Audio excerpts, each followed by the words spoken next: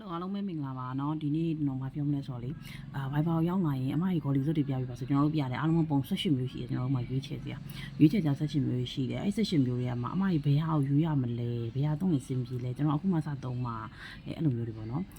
ပြီးရင်အရန်လည်းမကြီးချင်ဘူးအရန်လည်းမပါချင်ဘူးဆိုရင်လူတွေဘာသုံးမလဲဆိုတော့ကျွန်တော်အမြင်ပြောရည်ဒီမှာကြားအနေရှိတယ်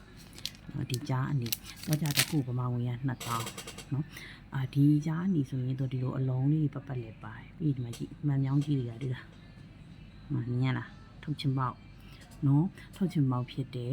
တဝက်ဆိုလည်းဖြစ်တယ်ပြီးတော့အရန်ပျော့ပျော့လေးအလုံးလေးတွေကစားပျော့ပျော့လေးနော်အဲ့တော့လောက်လေးกว่าဆွဲလို့လည်းမီးဆွဲလို့ရတယ်